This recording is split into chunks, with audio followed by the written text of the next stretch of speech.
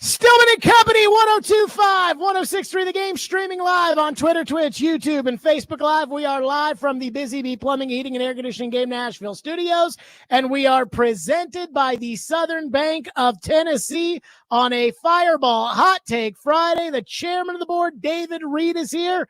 Hello, David Reed. Welcome back, sir. Are you tanned and rested, ready to roll? I'll let you make the judgment on tanned. Rested, maybe, but I ate a lot of crap and I drank a lot of crap when I was gone. And I think my body is now adjusting to not eating the same and drinking the same crap while I am back. So maybe I'm, adjusting to that one way or another. But I will say this. I don't know how much you missed me, but I missed you. Not just you, David Reed, but all of you. And on Wednesday, when the schedule dropped, I really, really missed you. Because as much as people made a big deal about the fact that the Titans didn't get a single primetime game and the disrespect with which the league is giving the Titans, I thought it was more a real reflection of where you really are as a franchise. I believe that Wednesday night, the NFL acknowledged the biggest fear that I have had for 29 months. And you're going to say 29 months. What happened 29 months ago? That's when the Titans abruptly fired John Robinson in the middle of the season with the Titans sitting at 7-5 and in first place of the AFC South.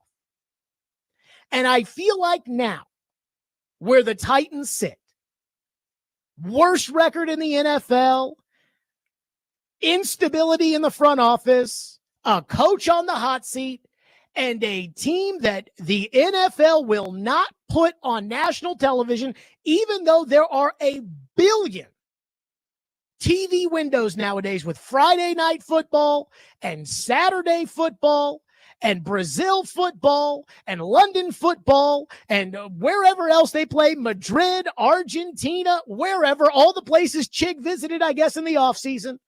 All of these, we got all these extra TV windows, Monday night doubleheaders, Thursday night every week. And the NFL, again, the strongest entity in the United States of America, the NFL has said, no, do not put them on TV. Wow. I said this to somebody at the Titans at the time, who was defending the team's decision to fire John Robinson midseason. Because I'm not going to be somebody that told you that the Titans shouldn't have fired John Robinson because he was a perfect general manager. Far from it. But I said at that time to somebody with the Titans, quote, and I actually looked up this text because I keep my texts on my phone. I looked up this text yesterday. I said, I know this. In my lifetime, the Titans have had two general managers that could build teams. And I also know that the time in between them was like Moses wandering the desert. See, I've been a Titan fan since the first game against the Cincinnati Bengals at Adelphia Coliseum.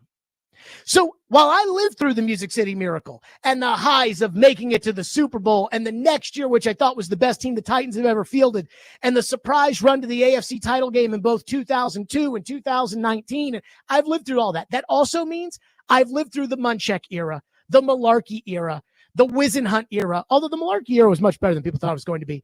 I lived through Vince Young throwing his pads in the stands. I know what irrelevant is. I know what bad is. And right now, you're living it. 29 months ago, when Amy Adams Strunk pulled the Leroy Jenkins of all time, people around the league were trying to say, has this ever happened before? General managers get fired during the year, but those general managers are operating teams that are 3-12, not 7-5 and sitting in first place. And so here we are now 29 months later, 2.5 seasons, and you're the worst team in the NFL, and the league will not put you on TV. The post-John Robinson era has been, and this was my fear, just as bad, if not worse, than the post-Floyd Reese era. And I think it has been crystallized with the NFL giving the Titans the middle finger. And again, this is not personal. This is business. The NFL's biggest business is its national TV slate. That's why the Dallas Cowboys, no matter how bad they are, no matter how obnoxious Jerry is, the Dallas Cowboys are on TV all the time because people watch. The NFL's telling you, not only do you suck, but we can't even put you on TV. Now, I'm not saying that John Robinson was perfect. I'm not saying Floyd Reese was perfect. You know I love Floyd, but he wasn't perfect, and they're not the same guys because Robinson did things that Floyd never would have done. And I'm sure Floyd did some things that John Robinson wouldn't have done. You know, Floyd had Devin Hester on the phone when he got convinced by Jeff Fisher and Norm Chow to draft Lindale White, and I would assume that's something that John Robinson would never do. But they both drafted well enough, and they both won enough games, and they weren't perfect. And after enough winning, both guys had spoiled the fan base and apparently the owner into thinking that they were entitled to more. More. We've won 2 division titles in a row. We've been to the playoffs 3 years in a row, but we think we're entitled to more. And in each instance, Floyd Reese, again, good general manager in the team's Hall of Fame. John Robinson won 61% of his games, went to the playoffs in 4 out of 6 seasons, AFC Championship game appearance, drafted 3 All-Pros in his first draft, so on and so forth. The team ended up, and its fan base and its owner ended up with significantly less. Again, this is not to absolve John Robinson of all blame. He did draft Isaiah Wilson. He did draft Caleb Farley. He did trade for Julio Jones, and he did trade away A.J. Brown. But this is more so the recognition of what you've gotten since you fired him. Because you, Amy Adams-Strunk, you, people that when it happened said, yeah, you thought he was the one holding you back. And you know what you've gotten since then? Pure misery on the football field and complete and total irrelevance outside of it. I hope Amy got what she was expecting on that Tuesday when she hauled off and fired him. She really showed him. You know, Floyd left the Titans in 2006. They say he resigned. He did not. And while the Titans made the playoffs in 2007 and 2008, led by Floyd's players, Keith Bullock and Kevin Mawai and Albert Hainsworth and Kyle Vandenbosch and so on and so forth, by 2009, the Titans were a total laughingstock, losing 59-0 in the snow at New England. Again, total misery. The Titans in the post-Floyd Reese era went from 2009 to 2018 without a game on Sunday Night Football. Not one game on Sunday Night Football. Peyton Manning had more games on Sunday Night Football in 1 month for multiple teams than you did. Again, complete and total irrelevance. John Robinson got fired in 2022. In 2023, the Titans won 6 games, fired the ever-popular Mike Vrabel. By the way, the Patriots, because of Vrabel, have 3 primetime games this year. And let walk the now $15 million a year running back Derrick Henry. You all told me he was done. The Ravens have 4 primetime games. And the Titans had 2 primetime games in 23. Last year, they had 1 primetime game, a Monday night split doubleheader. And now they have 0. When, again, going back to the Floyd era, when did the Titans finally start to turn things around? When John Robinson showed up and brought a level of seriousness that had been lacking. Will Mike Borgonzi and Chad Brinker be those guys? Maybe, but I have my doubts, especially with Brinker, who was here the last 2 years leading the charge. But here's the one thing I can tell you. When the Titans have had good general managers and you've had solid teams that have, as Floyd said, the goal was every year to compete for the playoffs, and you were competing for the playoffs every year with those guys, they had primetime games. Even that 1999 season, you had one, a Sunday night football game. Now, Sunday night was nowhere near what it is now at Miami. But after that, they were on Monday Night Football 3 times in 2000, twice the next year, once the next year, and once the next year. That was when Monday Night Football was big. John Robinson took over in 2016, back when the Titans had one Thursday night game, and that was back when the rule said everybody had to have a Thursday night game. Second year, one Monday night game, one Thursday night game. The third year, 2 Monday night games, a Thursday night game, a Sunday night game. Then they opened the year on Monday Night Football in Denver. They had a Sunday night football game. They had, for almost every year, they had a Sunday night football game at Green Bay, at the Rams, at Kansas City. And now, 0. Nothing. Not a Monday game, not a Thursday game, not a Sunday night game, not a Saturday game, not a Friday game, not a play us at 8:30 on ESPN Plus game. Nothing. And you can make me the bad guy all you want for bringing this up. Because again, I felt it that day when they fired John Robinson. I felt it. I said, oh God, back to the bottom they go. And everybody, no, Jared, he's holding us back. Well, he's gone now. I mean, he is gone. 0 primetime games. The NFL, in case you don't understand, it's not personal, it's business. They sent a clear message with the schedule. As I said to that Titans person about, I'm not interested in wandering through the desert like Moses the last time when they fired Floyd. The NFL said to you, we're not interested in airing the games of teams that are wandering aimlessly through the desert. So how's it feel? 615-737-1025. That's how we're starting today. 615-737-1025 here on the program. And again, I'm not trying to relitigate the John Robinson thing from the standpoint of, oh, they should bring him back. He was so great. I'm not saying that. But I am saying, like, hey, man, look how bad it has been for you since you made that decision. And you made that decision because apparently you thought you were entitled to so much more than making the playoffs every year and going to AFC championship games and having number 1 seeds and everything else. And now you have the number 1 pick. Your team stinks. Your coach is on the hot seat. We have no idea if this general manager is any good. And guess what? The NFL doesn't want to show your games. How's it feel? 615-737-1025 is the phone number. 615-737-1025 here on the program. And the one other thing that she would never do, but I think she should. And I don't know if you all will do it, but you should. We'll get to it next. Stillman and Company, Fireball Hot Take Friday. It feels good to be back. 102.5, 106 for the game.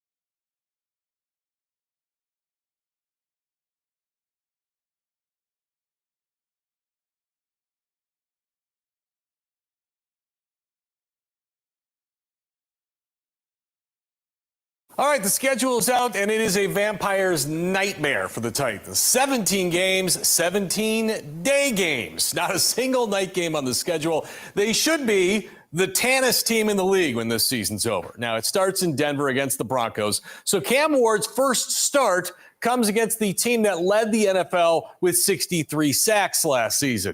In week 2, the Titans host the Rams in their home opener. The Colts come to town week 3. There are some quirks to the schedule. They play 3 straight road games, games 4, 5, and 6. But after that, play 5 of their next 6 games at Nissan Stadium. There you go. That was Corey Curtis on the news with the news of the schedule being dropped on Wednesday. And again, he's like, they're going to be the tannest team in the league because they do not belong on prime time, according to the NFL. Zero primetime games. Not a Thursday, not a Monday split doubleheader, not a let's stick them in on Saturday as the lead in. Let's put Mahomes on TV and use that as a lead into a better. Nope, none of it. Nothing, zilch, zero, nada. And I do want to get to something on the John Robinson front here, but I saw a text that I just want to address right now. One texter says, bragging about being right about the Titans getting 0 primetime games is like bragging about getting a D- on your report card. First of all, I guess this is in reference to the tweet that I had on Wednesday morning when I said that I predicted the Titans would have 0 primetime games. And I was right. Which, by the way, I got so many tweets and things from people that were like, why don't you cover another team? You hate the Titans. I'm like, for correctly predicting that they would get 0 primetime games? I mean, come on now. But he continues, and this I want to hit on. The lack of primetime games is less indicative of how bad the Titans are and the clear double standard the NFL has when it comes to small market teams. The Bears had no problem drafting their way to 2 primetime games last year. Dallas sure didn't earn those 6 primetime games on their schedule this season. Massive hypocrisy from the Shield, says this texter. Let me tell you something about TV ratings in the NFL. The NFL is a business, as we all know.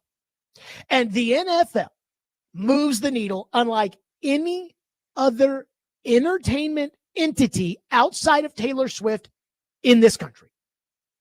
It's as simple as that.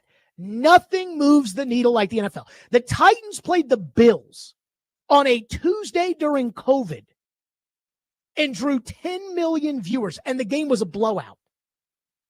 The World Series 2 years ago in 2023 averaged 9 million viewers.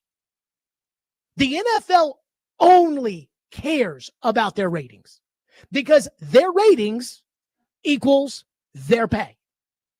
That's the only thing they care about. You think Chiefs Cowboys on Thanksgiving is an accident? Let's see. Who do the Cowboys play? Well, they do play Denver. We could put them on. We could put on the Chargers. You know, that would be the Chiefs. No, they did it because they want massive TV ratings. And this is not about small market, big market. I hear this all the time. Well, the Titans are a small market team. Is it a smaller market than Green Bay?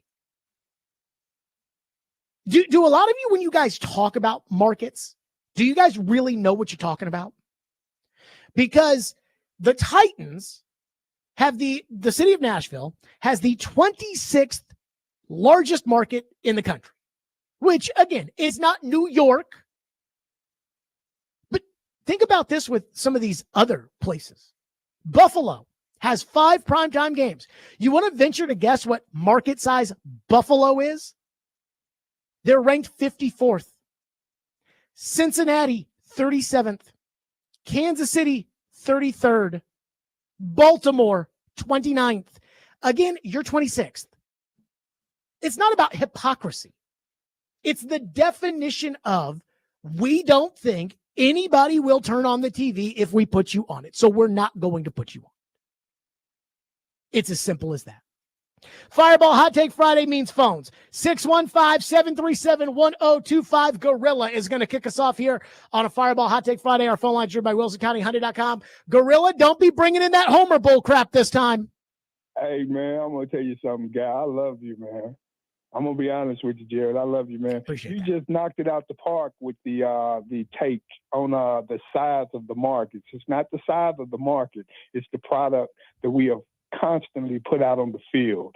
I love that. You're the second individual in the media that pointed out that in the NFL, Nashville is along the size of maybe a medium market versus some of your other teams. So they're in that middle range. Thank you for that one. But I wanted you, man, to make sense for me. I see you. I'm looking at you smiling. But no, I wanted you to make some sense out of one thing for me, man, and that is we got rid of John Robinson, hired Rand Carthon. Rand Carthon wasn't ready, so Vrabel said, to be a general manager. Fired Vrabel because he and Rand couldn't see eye to eye.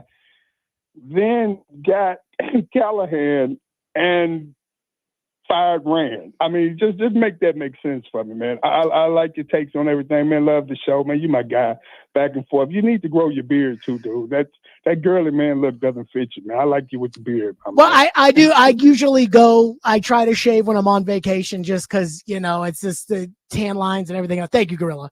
But the beard is going to be coming back. Now, that said, because I totally hear what you're saying when it comes to Robinson and Vrabel won some games. We fired Robinson. We brought in Rand Carthon. He stunk. We fired Vrabel, who was clearly superior to Rand Carthon. Then we fired Rand Carthon. Help this make sense. Bad ownership. I mean, it's as simple as that. Those kind of decisions at the top of the NFL, those are ownership mistakes. And she's the one who decided to do them. She put her name by them, and they have been disastrous. So much so that now she doesn't want her name by any of this. She wants Chad Brinker to do all of it. Now, again, somebody has to explain to me how Chad Brinker is legitimately qualified to do all of that, but we all know he's not, so there's no explanation for this, but that's now the route she's choosing to go. Think about this. If the day they fired John Robinson, if they had said, hey, we're going to take the guy who right now is fifth or whatever he was in Green Bay, we're going to take the guy who's fifth right now at Green Bay, and we're going to put him in charge of everything. You've never heard of him. He's never done anything, but he did go to business school, and we're going to put him in charge of everything. And in 2 years from now, Jared, you will see, we will have 0 primetime games. How would you have felt? Because that is what's happened. And you're saying make it make sense? Bad ownership. I wouldn't have fired John Robinson in the middle of the season. I would not have kept Mike Vrabel and put him together with a general manager that he didn't know, because I knew that Mike Vrabel would have never respected that guy. I think Bob Kraft's dumb for doing it in New England. But that's how you end up in this spot, is you keep doing things as an owner that nobody else would do. Nobody else. Do you remember the outrage in the city when she fired Rand Carthon and said, but Chad Brinker's now going to be in charge? And it was like, why? Nobody else would have done that. But again, in Amy land, that's how you get where you are today. I'm sorry. That's how you get where you are today. 615-737-1025. More of your phones. 615-737-1025. Plus, the one thing I do want to get to when it comes to Amy's decision to fire John Robinson, we'll do that next. Stillman and Company, 102.5 The Game.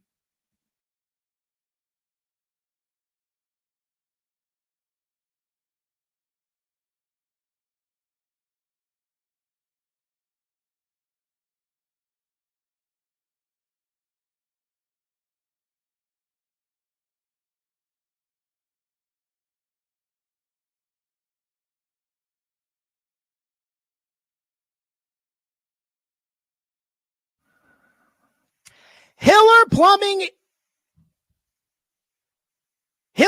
Heating, Cooling, and Electrical. I hope I didn't jump the gun there, because I was just so excited to talk about Hiller again, to be back and to tell you, hey, it's starting to get hot.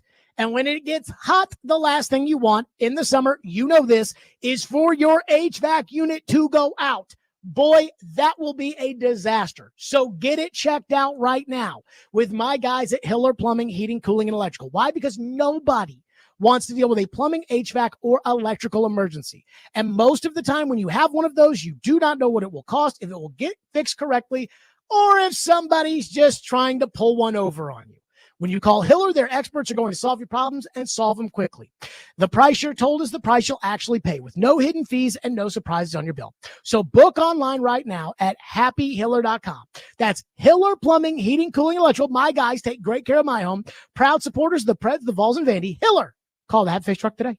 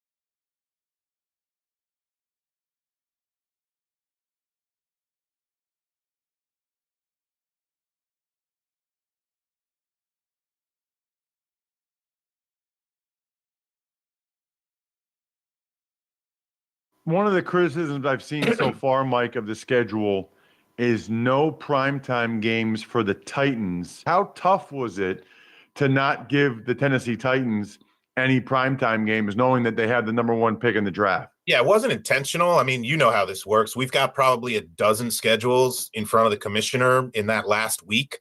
Some of those had the Titans on Monday Night Football. Some of them had the Titans in the TBD pool for Saturday for the NFL Network. It wasn't a conscious effort going in maximum 0 Titans primes. It was more about a mixture of all the rest of what has to go into the soup.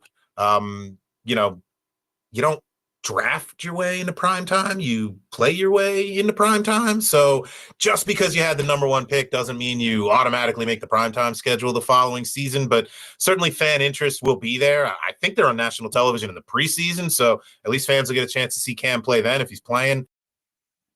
There you go. That was Mike North on Ross Tucker's podcast. Mike North is the VP of broadcasting for the NFL. He said, hey, we had schedules in front of the commissioner with the Titans on Monday Night Football or maybe an NFL Network game on Saturday.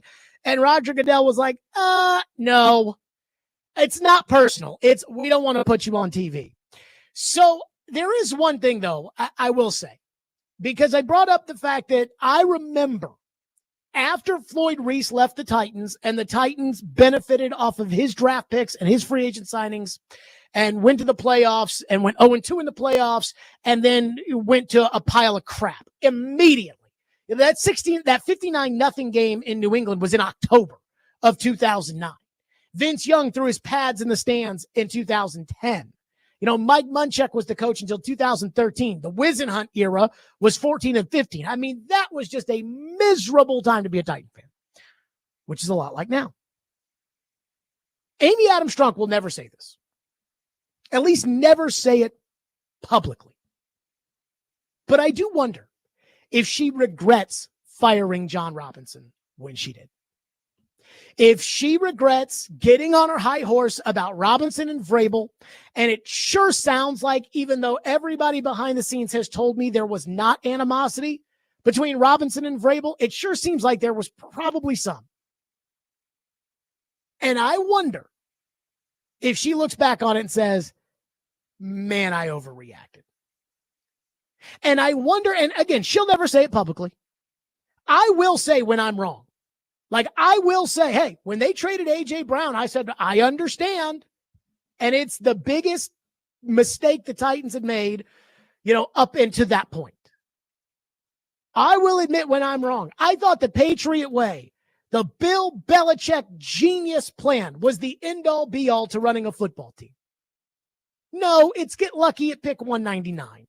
It was Brady, not Bill, who is under the spell of a 24-year-old and coaching college football now because nobody can take him seriously anymore in the NFL. I was wrong about that. Can you people, when John Robinson got fired and I took your calls and we talked it out and you guys, yeah, Amy put her foot down. Can you people today say, yeah, that was a mistake? Yeah, I was wrong. I'm not looking for an I'm right, Jared. I'm looking for a, boy, we really screwed the pooch on that one. And here's why. Because I find it people that are just completely unwilling to acknowledge reality. So incredibly tiring and so intellectually dishonest when people choose to cover their ears and pretend that reality doesn't exist. If Mike Vrabel, for instance, goes 10-7 this year and the Patriots make the playoffs, I will say, hey, I was wrong. And Vrabel apparently can develop a young quarterback.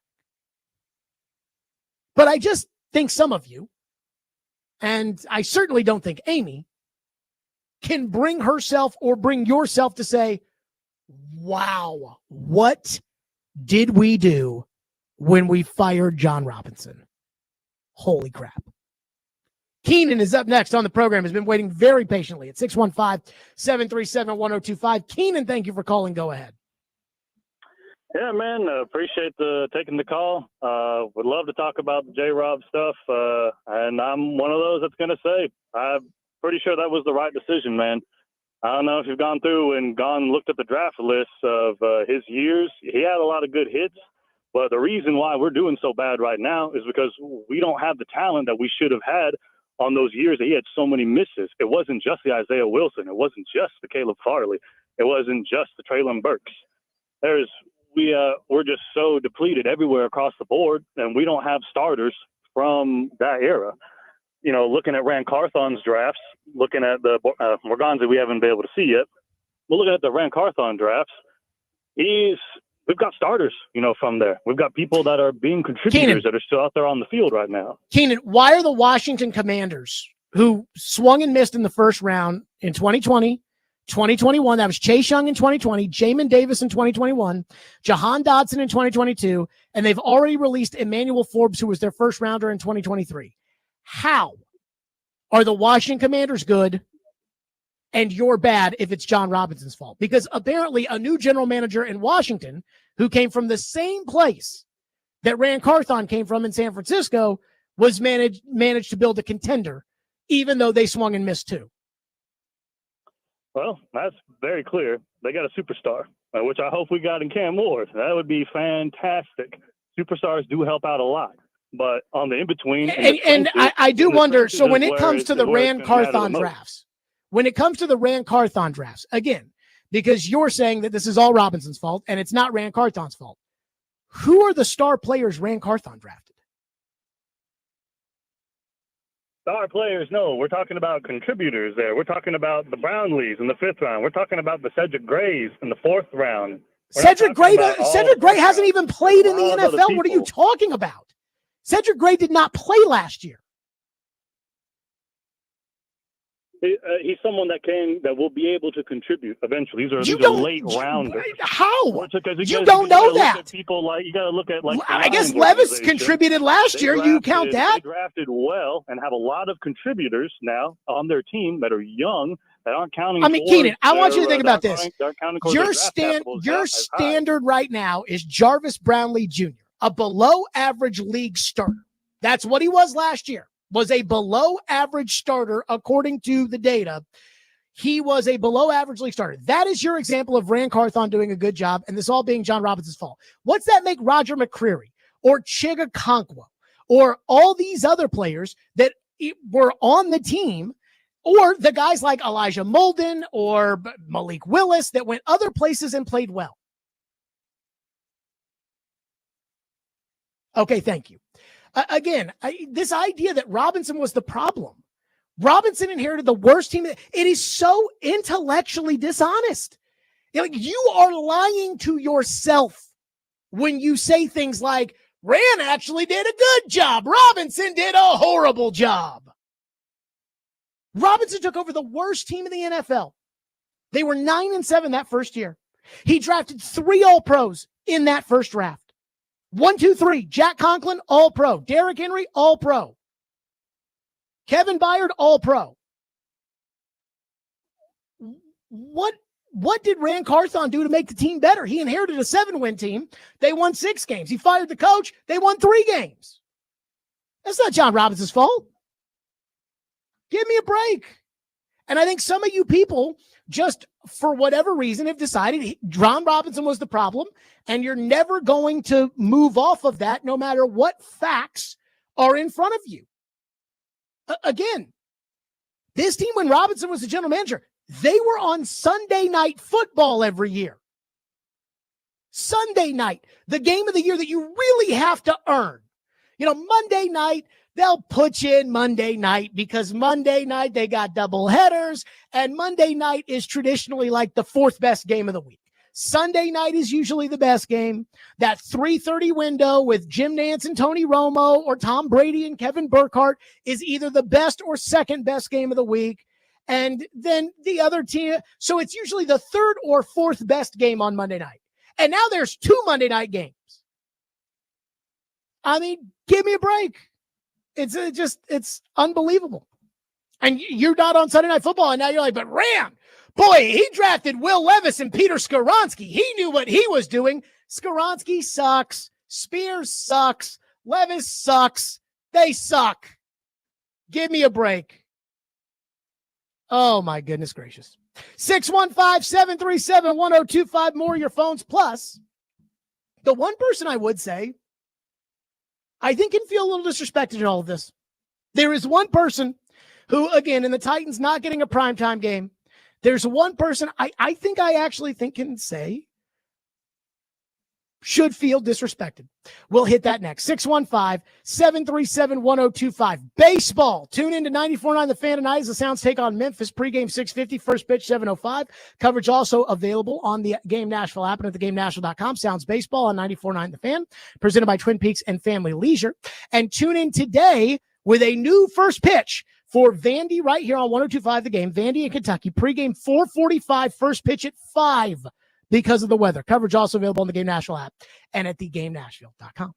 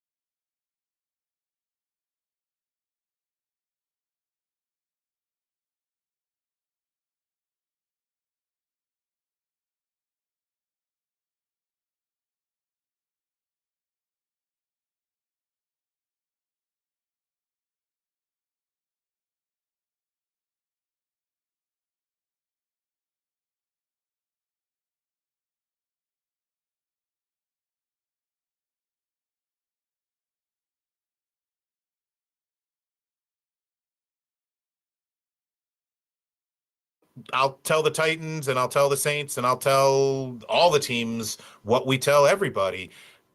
Nobody knows anything. It's sports. It's the NFL. It's the beauty of the league, right? There's 4 or 5 playoff teams every year that finish last in their division the previous season. There's always something like that. So you've got every chance to play yourself into bigger television windows, whether we flex you to a Sunday night or a Monday night, or we expand the footprint of your game on CBS on Sunday at 1 o'clock. You can get to 60, 70% of the country on a Sunday afternoon if yours is the game that matters. So they've got every opportunity, just like every other team, to play their way into bigger windows. And look, I hope they surprise us every year. Somebody surprises us.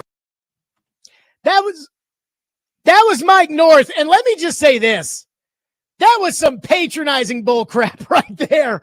You know, hey, my message to the Titans would be, hey, you can still play your way into a better window at noon on CBS so that 60% of the country can see it. It's still there. You can still play your way into this. Somebody shows us every year. You know, we can, boy, talk about patronizing.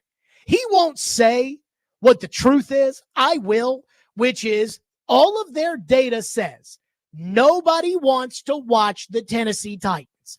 That's what their data says. Again, this is the most important thing to the NFL. Their national TV schedule, national TV ratings equal money. Like, it's the most important thing to the league.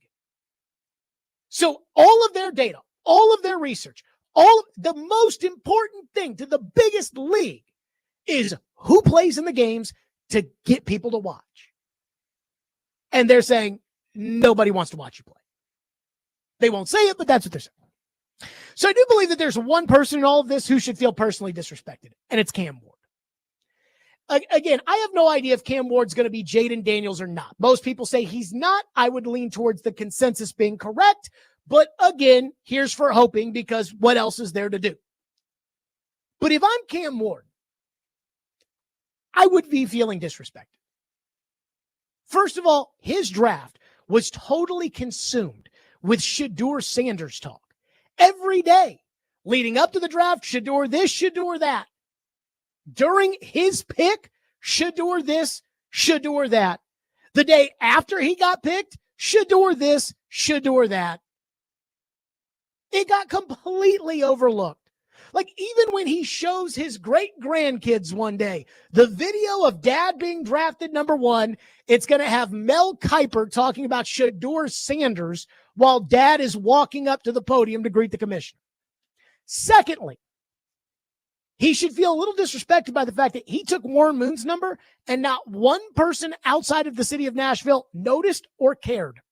Because as soon as Abdul Carter in New York wanted to wear Lawrence Taylor's number, every single person came out and said, "Guffaw, how dare you ask Lawrence Taylor for a number? That number is retired for a reason, and it should be that way, and it should." Nobody said anything about Cam Warren Moon. They just didn't care. Again, they just completely ignored him. And finally, TV does not want to put him on. No games in national television. Again, the vice president of broadcasting in that cut we just played said, hey, I mean, they are playing a preseason game on national TV. Way to go, Cam! By the way, it should be noted, I believe both Caleb Williams and Jaden Daniels, primetime week 2. So if I'm Cam Ward, I'm looking at this and saying, wait a minute. Did I just go from Miami to the number 1 pick in the NFL, or did I go from Miami back to Incarnate Word? Because I'm getting about as much attention as I got at Incarnate Word. And he should feel disrespected by that. Now, is he going to do something about it? Is he good enough to do something about it? I don't know. But he should feel disrespected by that. 615-737-1025. One texter says, I'm praying so hard that Cam Ward is great and sticks it up the NFL's rear end after all the disrespect. Well, if Cam Ward is great, he's not going to be sticking it up the NFL's rear end. The NFL is going to be flexing games out and putting Cam Ward in. That's what's going to happen. The NFL is not going to pay. If Cam Ward is great, the NFL is going to say, yay, because then they'll get even more good games with good quarterbacks to put on TV. I don't know if you guys saw this, But the guy that does the analytics for Fox, that's kind of, again, each network has a president, has a network president, and then there's somebody underneath it that really negotiates with the NFL. A couple of years ago, I was at a party at the Super Bowl, and I met this guy. He was a very, very nice guy. I think, well, I don't know if I want to give away his name because I think if I'm right about it, it probably gives it away. But I asked him what he did. And he said, oh, well, I work for ESPN. He goes, I'm the one who negotiates with the NFL, and we discuss what games to put on. And I said, so you call the NFL and you say, hey, any shot at the Cowboys or he's like, yeah. I was like, if Troy and Joe walked in right here, would they come up to you? And I'm just going to say, Bob, that wasn't his name, but Bob, hey, he's like, yeah. He's like, I go to the Monday night games. I talk to the NFL during the Monday night games. I talk to them during the Monday night games. Like, yeah, I'm the guy that negotiates this. The guy that negotiates it for Fox said that they went to the NFL and they asked for less Dallas Cowboy games this year.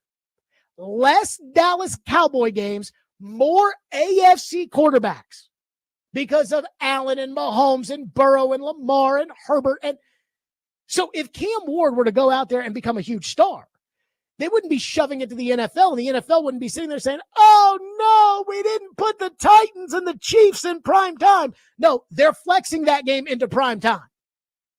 And they're looking at it like, yay, another quarterback to put on TV. So I hear you, but I'm just saying. Wes says, hey, Titans, if you want primetime games this year, win enough to get in the playoffs. Then you will. It's that simple.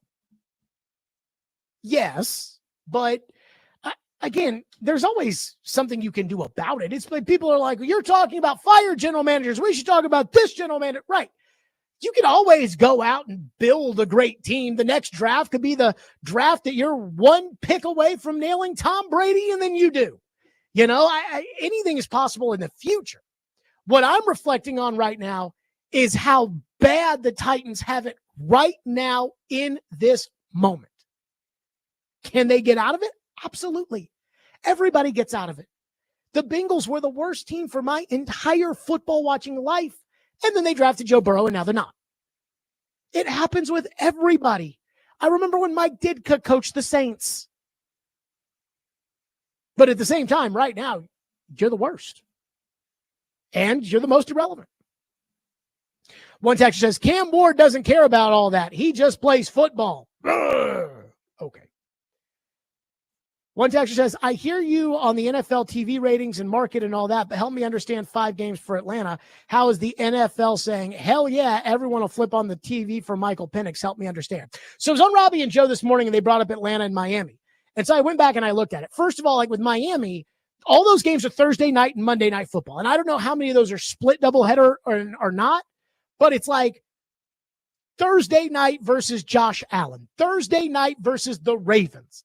So they're looking at Miami and saying, hey, we can put Miami on TV with insert superstar team or player here.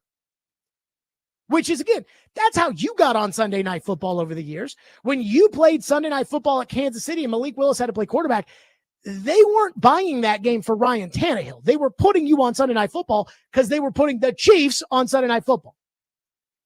They just look at you when you play the Chiefs and they say, well, we've already maxed out the Chiefs for prime time, so this will be the one game that they play at 1 o'clock. And Atlanta's a better watch than you are. Miami's a better watch than you are. Which I'll tell you, I don't want to watch Miami or Atlanta either. I don't want to watch Indy. I'm not even sure I want to watch Minnesota. Don't want to watch Arizona. But apparently the country, according to all the data they have, says, we'd rather watch Arizona than watch Titans. 615-737-1025 is the phone number if you want to weigh in. 615-737-1025. So I want to address something because I did correctly predict on Wednesday that the Titans were going to have 0 primetime games. And the response over a 12-hour period, I have got to get to. We'll do it next. Stillman & Company, 102.5, 106.3 The Game.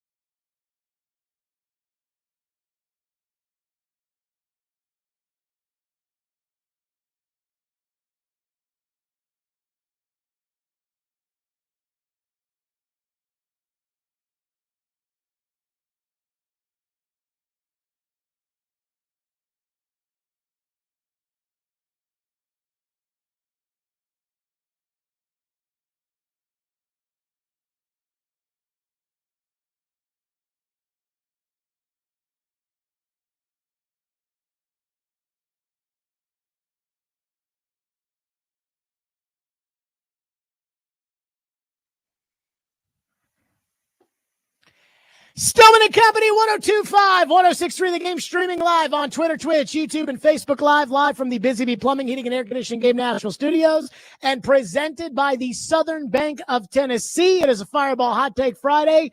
And David Reed, if I may, I have some bitching I have to do. Well, is there anything I can do to stop you? No, Okay. I have to get this off my chest. So Adam Vingan seems to be the police of my vacation. I was gone for a week. That doesn't mean that I logged off of Twitter and I just completely took my mind away from sports. And maybe that's because I like my job. I can't speak for all of you, but I like my job. So I want to watch sports. You know, when we were in Costa Rica, Lindsay planned a massage around when the Vandy UT game was on. And I said, great. Now I'll be able to sit by the pool and listen to Vandy UT. And Andrew Allegretta did a great job calling that game on Sunday. There were hockey games I wanted to watch, basketball, and of course I wanted to keep up with what was going on. Why? Because I like my job. So I have to ask a question because I was on Twitter while I was gone, and I put out a tweet at about, I'm going to guess, around 8:30 a.m. Costa Rica time, which is really mountain time, 8:30 a.m. on Wednesday, saying I did not think the Titans would get a single primetime game, not a Thursday night game, not a split Monday doubleheader, not a Saturday game, zero, nothing, zilch, nada. And as soon as I did, there was just an avalanche of tweets about, this is where the rant I have to get into comes from, which is at what point, and I'm going to put this on Titans Twitter. I'm not going to say you all, but I am talking about Titans Twitter when I say you all. When did you all become such crybabies? In all seriousness. Like, has this always been a Titan fans are sensitive kind of thing?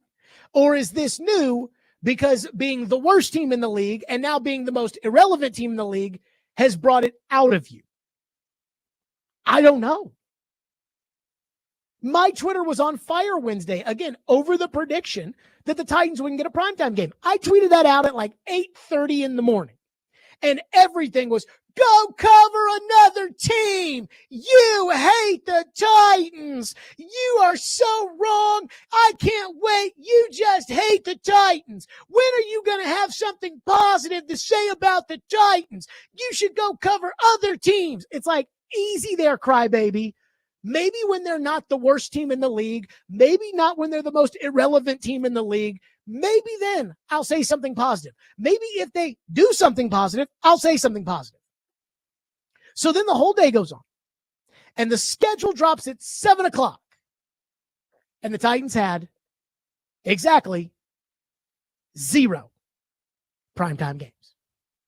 So I was right, and I responded to those who said that I hated the Titans or said that I should go cover another team or how they wish they could get rid of me or whatever. And everything was, we don't care. You still suck. And I sat there and I'm like, okay, I'm sorry. What? So I was right. And again, I wasn't right because I wanted to be a total a-hole.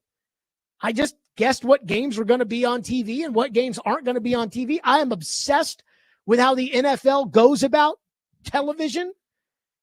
And so I know the rules. I know now not everybody gets a Thursday night game. I know now teams can get multiple Thursday night games. Teams can be flexed out of Monday night. Like, I know the rules. And I just knew, like, yeah, they're not going to put Cam Ward on TV. I just knew there wasn't a game where there was a quarterback on the Titans schedule that they could put into primetime and really justify it outside of, say, Kansas City and Mahomes. But they're going to have so many other games with Mahomes to put on TV that's going to be the one that they put on at noon. And finally, I realized, you know what? Is this a societal problem or is this a Titan fan problem? So I asked ChatGPT. I was sitting there in the Miami airport and I said to ChatGPT, how much do people prefer affirmation versus information? Because again, these people that are getting mad when I said, yeah, I just wanted the prediction out there. I wanted to be on the record to say, I don't think they're going to get a single primetime game. And let me say this, if they got 3 Sunday night games and a Monday night game, those same people that said, we don't care, you still suck, would have been saying, you clown, you're never right. But I asked ChatGPT and I said, how much do people prefer affirmation versus information? Reed, I'm going to put you on the spot. Do you prefer affirmation or information when you are listening to content, watching the news, scrolling Twitter, etc.? I need information. That's how I feel.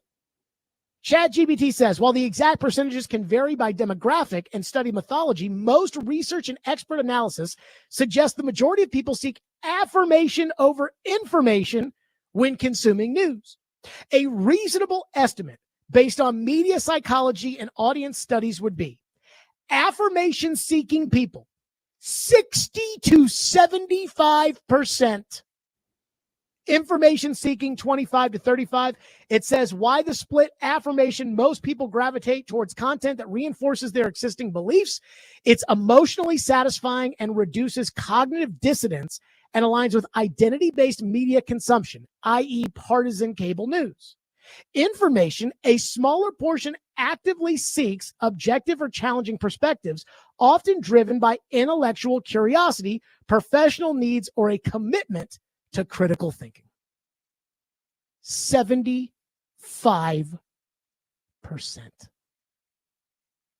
75% of you want fluff. And Reed, you know what I've realized through all of this? That number's probably actually low. Well, I'm going to say that 0% of the people actually admit to it. Like 0%. The people that just sit their tushes on the couch, plop down and put on MSNBC or Fox News and only watch that. You are seeking affirmation. You're not seeking information. But that person thinks, no. This is the real news. I'm seeking information. But, I mean, the amount of people. I mean, somebody tweeted me today at the very, very beginning of the show. Let me pull this up. Somebody tweeted me at the very, very beginning. At Caribbean Titan says, I challenge you to say something nice or positive about our Titans. Well, let's have the Titans do something nice, and then I'll say something nice. Let me say this. You all think that because I didn't want them to draft Cam Ward, that I have this unrelenting desire to be right, that I'm rooting for Cam Ward to fail. That could not be further from the truth. I want Cam Ward to be Jaden Daniels. I want to be sitting here this time next year talking about 3 Sunday night games, 2 Monday night games. I mean, they have overexposed the Titans on TV. This schedule is not fair to the Titans. They will kick off at 8 o'clock on Sunday, get home at 4 in the morning, and then have to go out the next week and play on Thursday night. That's not fair. That's what I look forward to because it means you're good. It means you're relevant. But I'm not Visa. I'm not MasterCard. I don't owe you credit. I do not understand. For the 75% of you out there that just only want to hear good things, what you actually get out of it, how you can't see through some of that. And yet I know it exists. And Wednesday was a good example. One pundit says, my prediction is you're going to get 0 primetime games. You hate the Titans. No, it's the truth. And as Snoop Dogg said, truth hurts.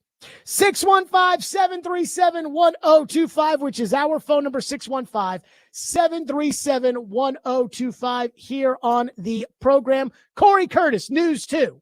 He will join us next here on Stillman and Company, 102.5-1063 The Game. And let me tell all the fine folks, Nashville's best deal this week is Bavarian Beer House, conveniently located at Opry Mills Mall.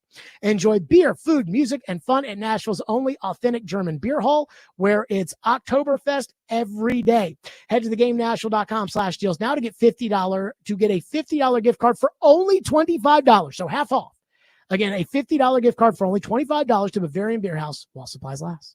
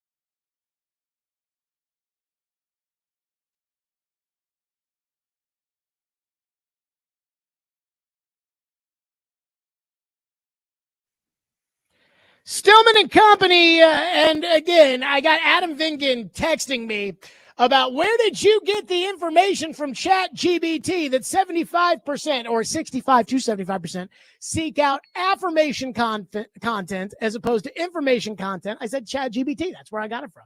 He said, that's the problem with our education system today. Okay.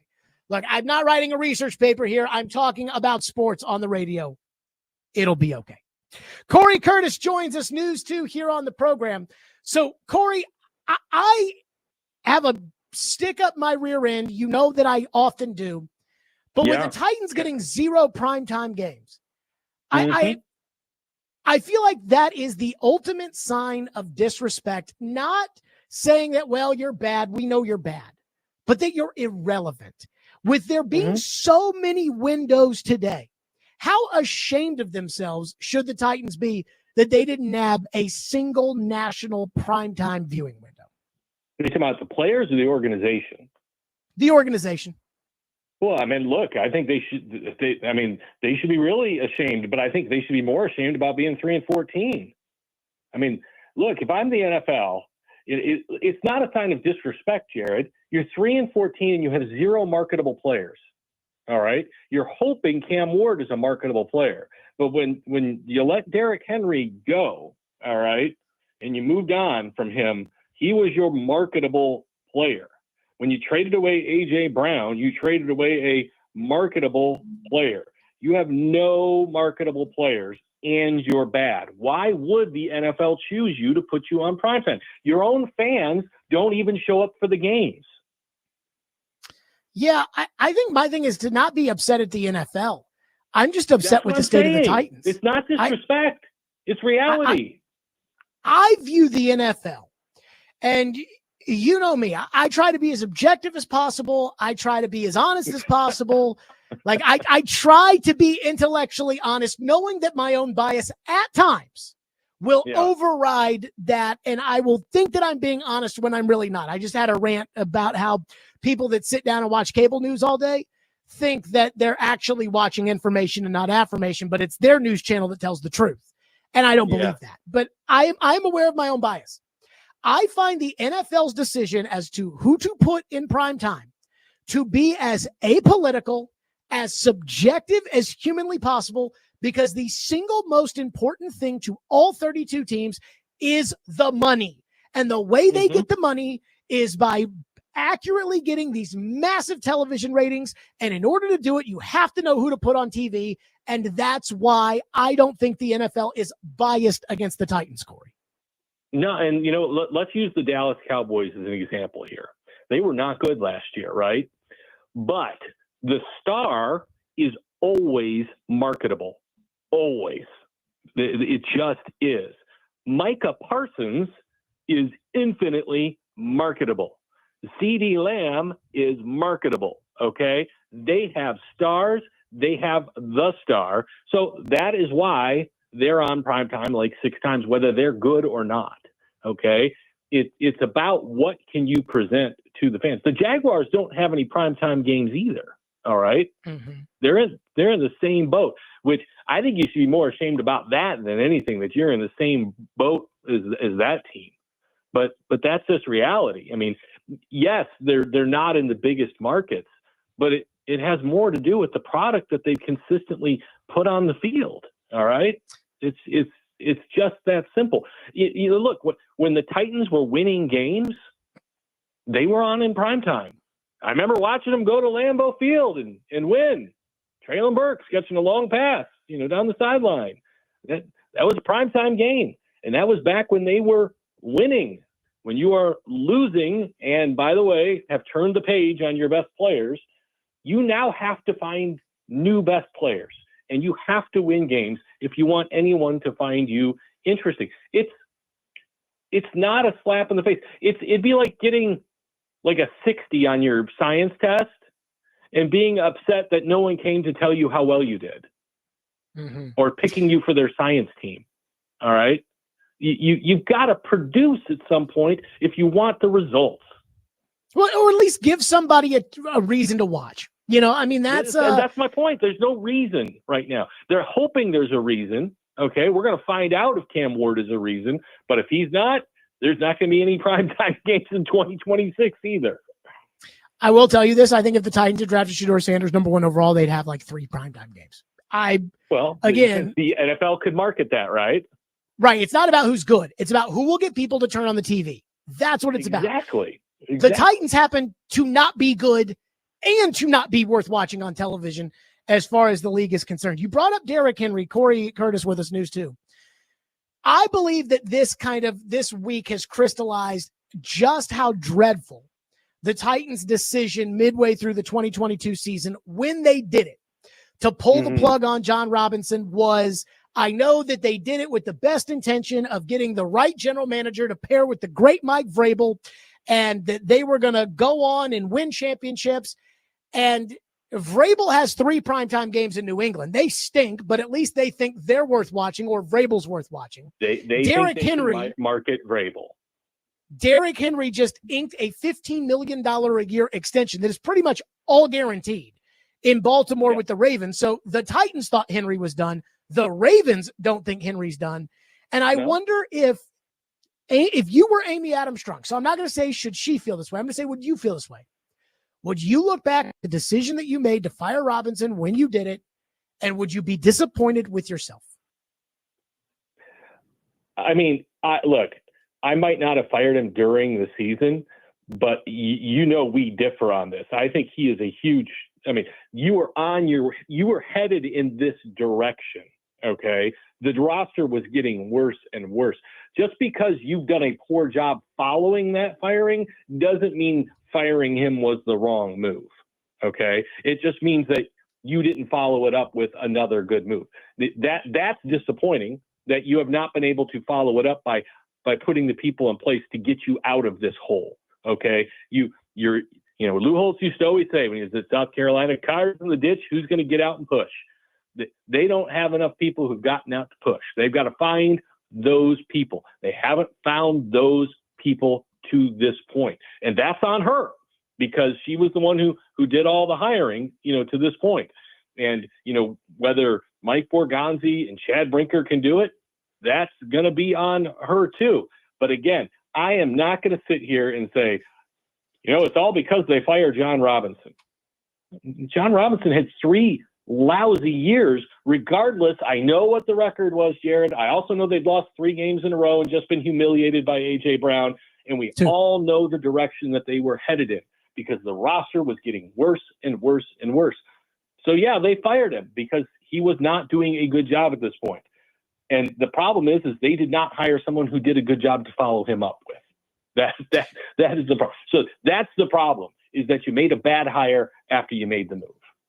Corey Curtis with us here on the program. Again, the schedule being released is somewhat the big story here. I do wonder this when it comes to the Titans, and it comes to their decision to – I have never seen the fan base in love with an undrafted free agent who hadn't done anything. Like Drew Bennett, the fan base loved after Drew Bennett lit up like 4 preseason games, and it was like, who the hell's this guy?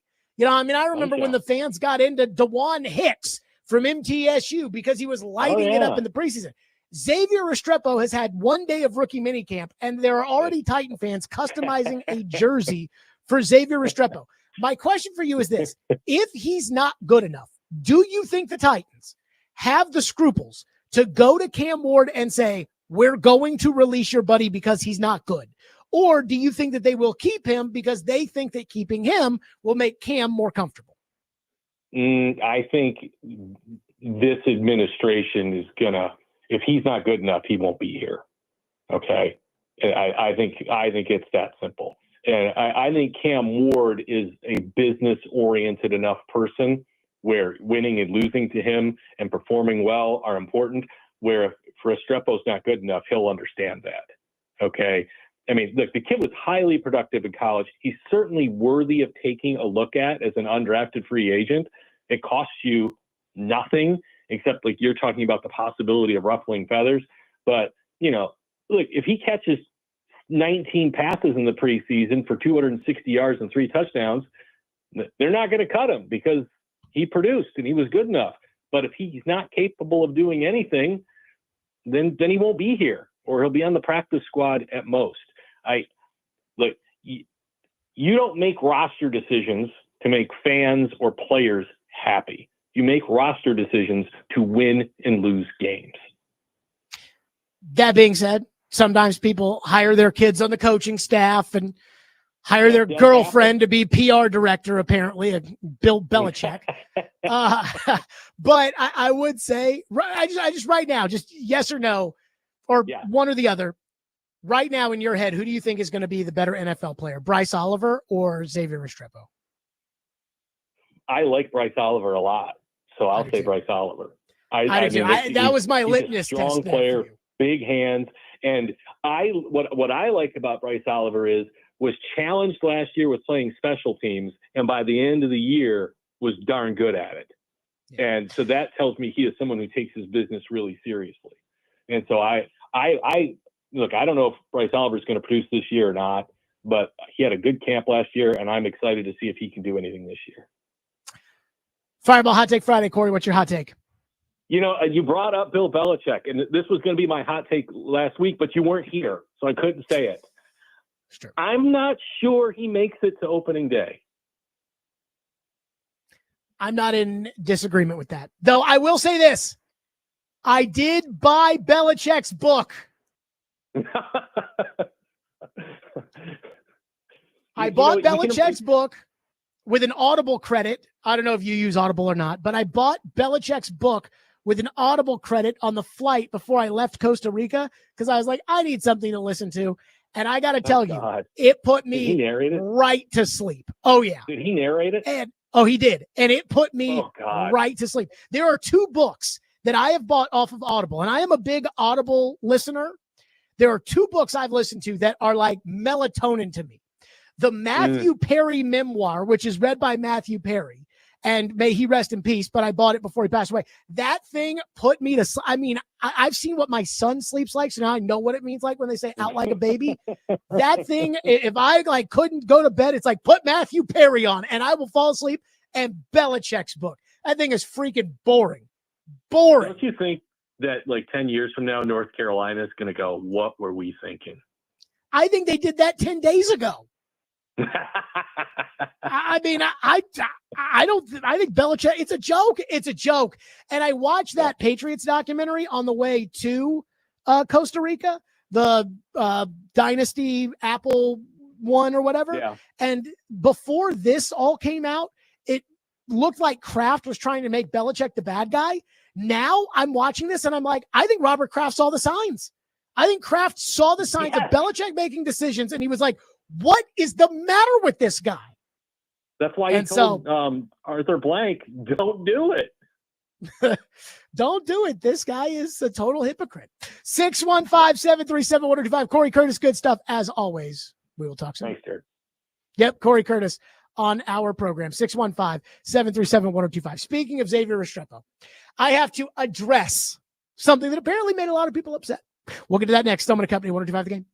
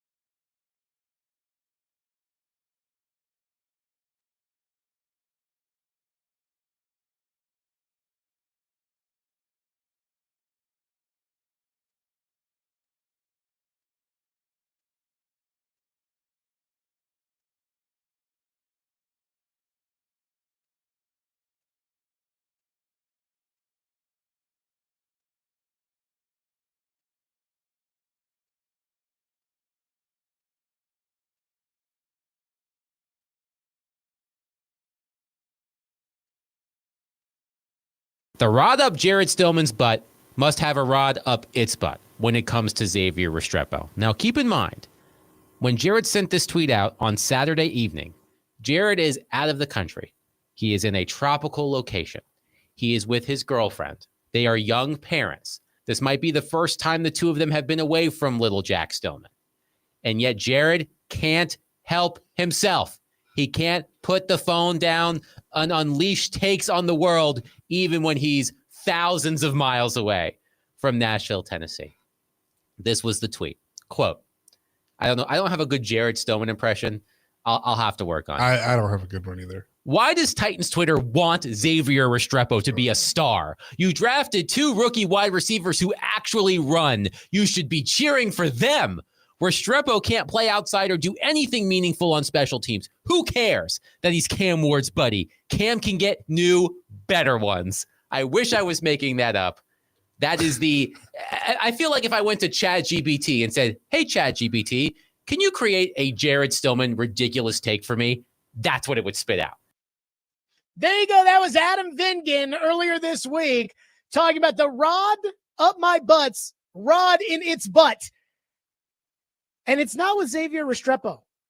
But I do have a rod up my ass with people, Titans fans, Titans Twitter, pretending that Xavier Restrepo is the second coming of Jerry Rice.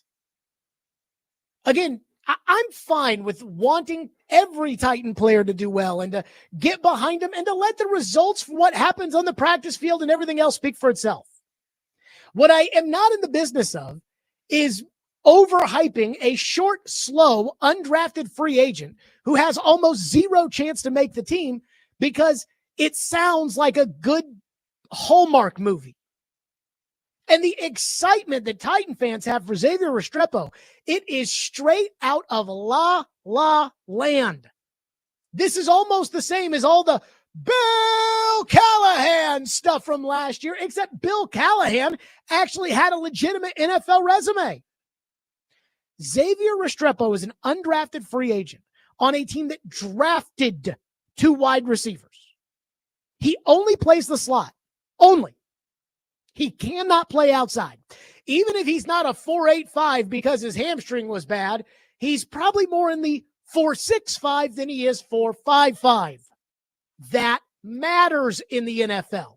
Again, it may not matter in your Disney movie where Cam and Xavier Restrepo are best buddies and they go to the same NFL team and angels in the backfield. And they do the little wave and everything else. But in reality, he's slow in the NFL. And this is a team that already has a slot receiver who has 8,500 NFL receiving yards. So again, forget about the storybook ending and think more about reality. How can somebody who runs a 4.85, and even if that was just a bad one-off time and it's really more like 4.65 and is short, be a gunner when you have a guy like Bryce Oliver who played in 10 games last year, runs a 4.55 and is a good special teams player? Again, this is a total fantasy that Titan fans have made up in their head. To me, Xavier Restrepo is no different than any other undrafted free agent that the Titans signed. He is not any different than any of those other guys. And guess how much I know about them? Zero. Why? Because when you're an undrafted free agent in the NFL, this is just reality. You have to earn attention. But not in your crappy NFL meets Hallmark meets Nickelodeon story of 2 best buddies who went to college together and put their arms around one another and are vowed to one day be the next Joe Montana and Jerry Rice. To be completely honest with you, given where Restrepo stands on this roster, 2 receivers they've paid for, 2 receivers they've drafted, tons of guys with NFL special teams and return experience, I almost think the movie Air Bud, you know, the one where the golden retriever plays basketball, is more realistic than what some of you are cooking up in your head with this Xavier Restrepo Cam Ward nonsense. He is an undrafted free agent, period. Jim Wyatt's writing articles about him, Titan fans. Yeah! They're showing a route on air of Cam Ward dropping off a warm-up pass to Xavier Restrepo, Titan fans. Yeah! Like, I'm sorry, this is beneath us. I understand we've only had the NFL for 27 years or whatever it is. But if you know ball, you know, don't get excited about one pass on air in warm-ups of rookie minicamp. And yet they just can't do it.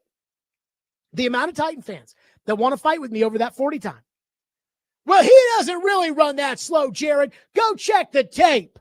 Well, maybe you should talk to the other 32 teams because they didn't draft him either. It's like Brian Callahan asked about the 40 time. Oh, it matters. Well, Callahan says he looks faster on film. Yes, just not fast enough for us to draft or anybody else to draft. And yes, I know there are some players that have become good players that were once undrafted free agents. I'm not saying that Restrepo has no shot to be good. I'm just saying it's almost improbable. Robbie and Joe had a caller this week who called in and said, well, Drew Pearson was undrafted and he made the Hall of Fame. So Xavier Restrepo can. People have said Jerry Rice didn't run a fast 40. Jerry Rice didn't run a 4.8 either. And Jerry Rice was drafted in the first round. This idea that because you want Xavier Restrepo to be something he's not, that he's going to be it. Again, it just screams. I'd rather have a Disney movie than actually talk about real football and how football teams are built. And that is the rod I have up my tush. Not some anti-Xavier Restrepo rod. It is the idea that, well, let's just dismiss the fact that he's short. Oh, it doesn't matter, Jared. Let's just dismiss the fact that he is slow. Oh, that 40 time doesn't count, Jared. Let's just dismiss the fact that you drafted 2 receivers ahead of him. You need them to be good because they actually have talent. Let's forget about all that. Let's embrace this heartwarming story of a guy who went to college for 1 year with another guy. Boy, that makes us feel warm and fuzzy. I remember reading a story at the Titans website years ago after the Titans drafted Vince Young and Lindale White in the first 2 rounds. And I loved it. And I remember the headline, Frank Wycheck thinks that the Titans drafting of Vince Young and Lindale White is like drafting Steve McNair and Eddie George. And I thought, yeah! I love Frankie, but say that again. So, again, if you want to talk actual football and we want to talk about the actual football team, you have to leave the made-for-TV sideshow at home because I don't care about that. Shedeur Sanders was a TV UDF or a TV prospect. This guy's a TV UDFA. Just TV, that's it. It's a good story. Doesn't really mean anything football-wise, but it's a nice story. And again, that is the rod I have up my tush. 615-737-1025. I only see one of 2 ways that Xavier Restrepo makes this football team, and I don't think either are very likely. We'll hit them both next. Stillman and Company. Fireball Hot Take Friday, 1025 The Game.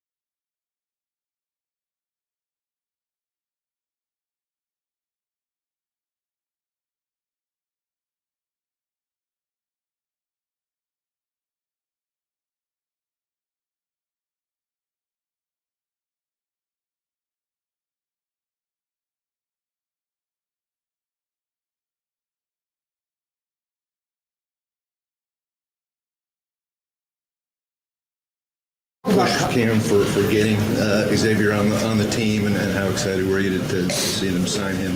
I was real excited when they signed X. He's somebody who's deserving of it. He's worked hard every day. He's one of the most underrated players that was in the draft this year. So, I think, every time he steps on the field, he remembers everything, and, he's going to continue to prove it, to himself. Did you push for him a little bit, during the draft process and afterwards as well? Did you hope, or were you trying to nudge people to bring him aboard? I did push for him. Every team that I visited with, I pushed for him. He's one of the best route runners in college football last year. He's first team all conference. He's All-American. He never lost in man coverage. He's back-to-back 1,000-yard receiver. So why wouldn't you push for him? That was Cam Ward saying, I think he was one of the most underrated players in the draft. Would you like to share the full list with me, Cam? Again, is Cam Ward a GM or is he a quarterback? I would love to know about how many players Cam Ward evaluated coming out for the draft. Is he now the team's GM or not? But it's actually important that we play that cut because Cam Ward probably believes that. And there's probably a lot of people that are like, Cam Ward said he was one of the most underrated players in the draft. Again, I'd like to know what Cam really knew of draft-eligible players because I don't think that knowledge is very deep. But let me say this. Xavier Restrepo's best chance of making the Titans is that the Titans keep him because he's Cam Ward's buddy. And you may think that is crazy because why would we do? We got to get the best 53, Jared. But that's not really how sports works. When I was in women's basketball at Louisville, I think I could share this story. There were 2 players that we offered scholarships to and ended up on our team. And mind you, we weren't some Scarbini program. We went to the national championship game. And there was one player who ended up on our team. And I love this woman to death. Just love her to death. But the only reason we offered her a scholarship is because her best friend said they were a package deal. We offered both of them a scholarship.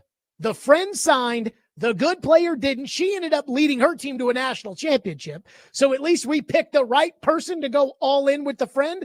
The problem was we didn't get the other one, but we were willing to take the friend to get the good one. The second one was a sister who ended up being a very good player for us. But again, we offered her because we wanted her sister. So I could see the Titans saying, hey, we're all in on making sure that Cam feels comfortable, that Cam is happy, so we're keeping Cam's buddy. And that is the best shot that he has to make this team. Because other than that, unless if the coach and the GM aren't worried about hurting Cam's feelings or aren't worried about saying, look, man, he's not very good, then he will not make the team. And here's why. In the NFL, the maximum amount of receivers that you would keep is 7, and that is the maximum. The number really is 5 or 6 for teams in the NFL, especially with the practice squad option to be able to call somebody up and then send them back down. Well, you've already got 4 that are going to make the team. Ridley, Lockett, DK, and Io Manor. That's 4. They're on the team. Unless somebody tears an ACL and goes on IR or the PUP list, those 4 are on it. So now there is a maximum of 3 spots, but again, most teams really carry 5 or 6. Well, so we know who's going to start at receiver. Ridley outside, Lockett in the slot, and probably one of the other guys outside. But if not one of those other guys, DK or Io Manor, then it's probably going to be Van Jefferson. 5. Now, who's playing gunner? The guy on the outside when you punt the ball who runs down to the other side to try to go tackle the other team's punt returner? Who's playing that position? Because it ain't going to be the guy that runs a 4.85. Then, who is returning punts? Now, Bryce Oliver ran a 4.55 coming out, and he can play gunner, and he did play gunner, and he did cover 32 punts and did it well last year. James Prochet, whom the Titans signed as a free agent, a veteran, has 218 career punt returns in the National Football League. Mason Kinsey has done everything that you would ask somebody to do. Gunner, returner, slot receiver. And Traylon Burks is still guaranteed somewhere in the ballpark of $2.6 million. Now, I expect him to start the year on the PUP list, so he won't count against it. But these people that are like, just go ahead, cut Burks. When's Burks getting cut? It's not going to happen. He's guaranteed money. No NFL team carries a backup slot receiver who can't play special teams, who can't play outside, and who can't run. So again, the only path I see to him making the roster is either the team is afraid to cut Cam's buddy, which again happens more often than you think. It's like these guys that have their sons on the coaching staff. Do you really think that Steven Belichick is the best option to be the defensive coordinator at North Carolina? Or do you think he has the job because he's Bill's son? Or Tyler Lockett gets hurt, and that opens up a spot for somebody to actually play the slot and the slot alone. Those are the only two shots he has. But I know. It's a great story. I know it's great. One texter says, how can Titan fans be more excited for Restrepo versus their drafted receivers? Titan fans are really setting themselves up for depression again. This, to me, is a lot like when all of last offseason, there were all these concerns, and Titan fans just brushed them off because they didn't want it to be true. They wanted the story. They wanted the story of Bill Callahan saving the offensive line. They wanted the story of the summer of let Rand cook, letting this team become a perennial contender. Like, I think Mike Vrabel is going to fail in New England. I do. I think Vrabel is too hard-headed. I think Vrabel struggles with his coaching staff. I am not sure. Now, he's got Josh McDaniels there to help out with Drake May, but I do not know if Vrabel has the patience and really the right kind of encouraging attitude to be able to develop a young quarterback in the NFL. I don't know if he has any of that. And I certainly don't think that he's a good scout for talent. But there is a chance I'm wrong. And there is a chance that Mike Vrabel makes the Patriots respectable, which they have not been for a little bit. And I will admit, if that happens, I will admit that I'm wrong. But again, I'm not caught up in this storybook of the great Mike Vrabel returning home. I guarantee you there are some people up there that are. I don't care about that stuff. I care about, again, building a football team. One texter says, nobody truly cares about Restrepo. I saw somebody on Twitter got a Restrepo jersey made with number 87, and somebody told, no, just wait. Once he makes the team, he'll get number 7. By the way, a buddy of mine texted me who went to Miami, and he said, he's like, I bet you $5 that Restrepo makes the team, and I want to take the bet, but I am not sold that the Titans will not use a roster spot on Cam's friend. In all seriousness. One text says, I know you heard a long time ago that you don't draft guys that run under a certain time. The Titans did not draft him, hence undrafted free agent. But what difference it makes if a group of fans who, keep in mind, make zero executive decisions on the team root for a good, for what was a good, factually, statistically good receiver at Miami and not Incarnate Word. I mean, again, it's a waste of time. It's intellectually dishonest. I mean, I'm here to talk about what really matters. You guys are here to talk about what makes you feel good.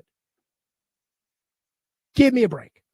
615-737-1025, which is our phone number, 615-737-1025. The Titans got 0 primetime games. And the NFL's vice president of broadcasting, the guy who makes the schedule and gets a thumbs up or a thumbs down from Roger Goodell, says that the Titans have to play their way into primetime, not draft their way into primetime. What he won't tell you, what he won't say, is the reality. We'll do that next. Stillman and Company, 102.5 The Game.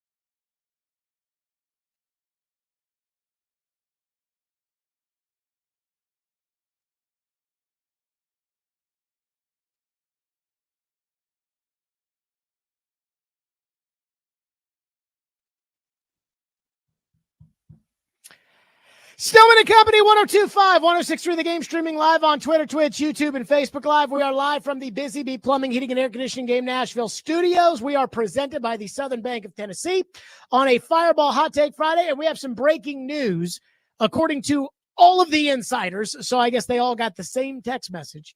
The 49ers and quarterback Brock Purdy have agreed to terms on a 5-year, $265 million contract extension. His agent, Kyle Strongen of Range Sports, tells Tom Pelissero and everybody else. Purdy gets $181 million in total guarantees, including $165 in the first 3 new years. The first 3 new years of a deal that runs through 2030. So the number that people are going to, this is inevitable with football. It drives me crazy. They're going to take 265 divided by 5. It comes out to 53 million. And they're going to say 53 million a year for Brock Purdy, because that's what we do. 50 million a year, 55 million, 60 million. But again, the wording is 181 in total guarantee, or excuse me, 165 in the first 3 new years of that deal. Well, Brock Purdy has 1 year left on his contract. So that means factoring in what he's supposed to make, which is something like $900,000. And then it's 55 a year on average in guaranteed money through the next 3 years after that. San Francisco is getting a little bit of a bargain here as far as what the going rate for a starting quarterback who makes a Super Bowl is, because again, I know that that's less than Jalen Hurts and those guys, but if those guys were due, they'd be up in the Dak Prescott $60 million range. Still pretty good deal for Purdy. And I do wonder with the 49ers, are they really going to be, are they going to be able to do what the Patriots did and what the Chiefs have done?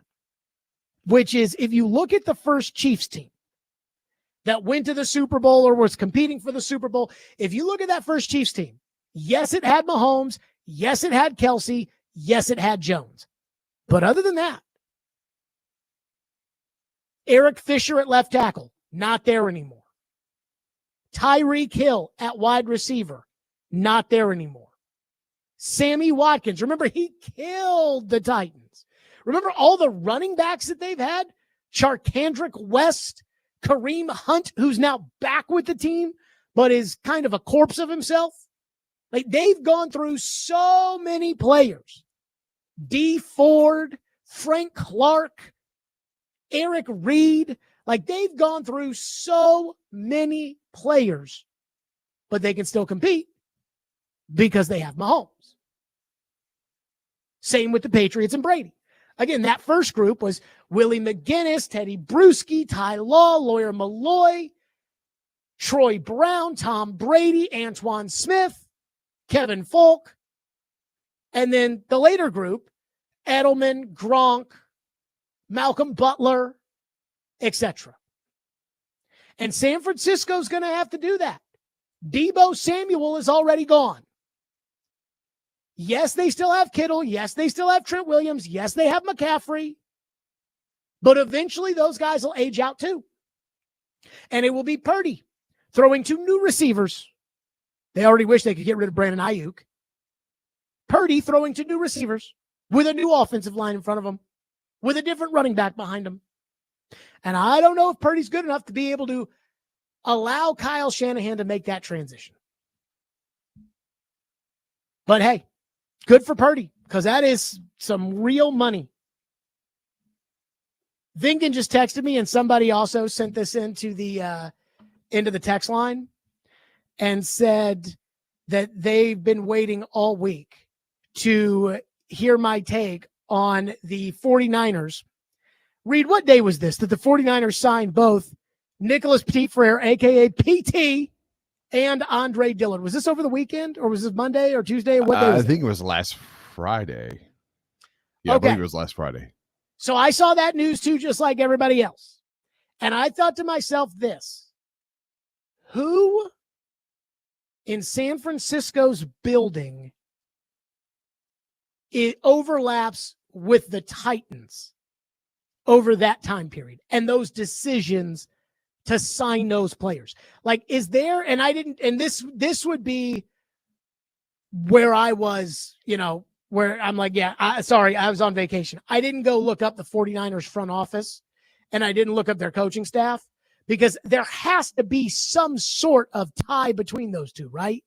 Like, there has to be somebody that said, oh, no, they can do it.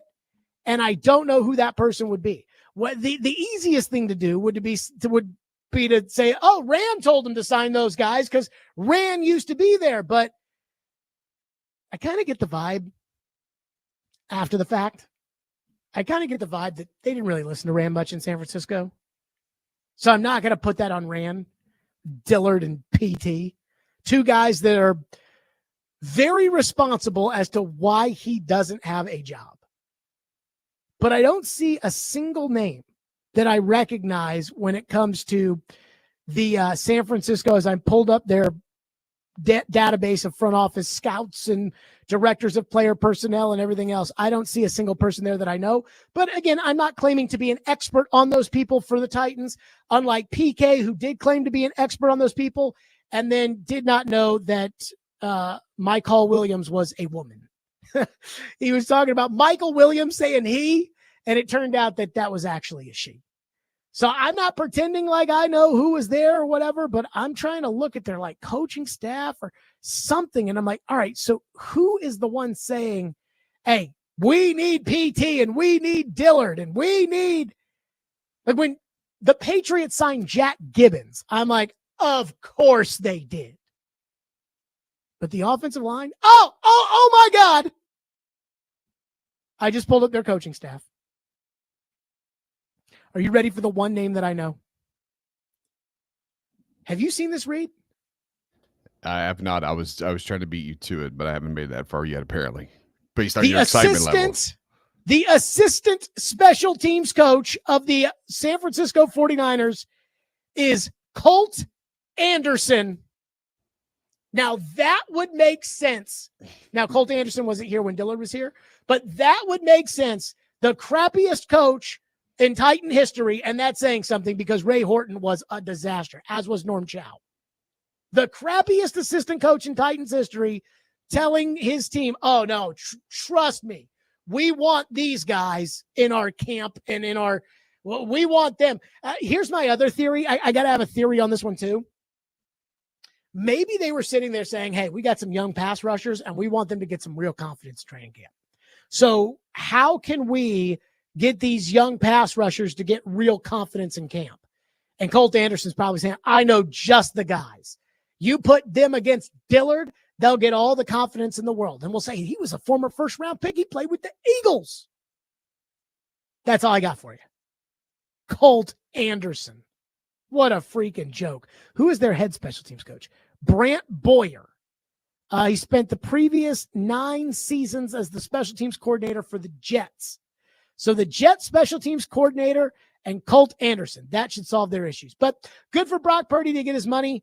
And again, I need kind of some more detail about the actual money and before I can tell you whether it was a good deal or a bad deal. But let's just take the 53 as is, even though it's really not the truth, but let's just take it as it is. Not bad. 615-737-1025. Okay, what Mike North said, the VP of broadcasting for the NFL, as far as why the Titans are not in prime time and what he didn't say, which is the truth. We'll get to that next. Stillman & Company, 102.5 The Game.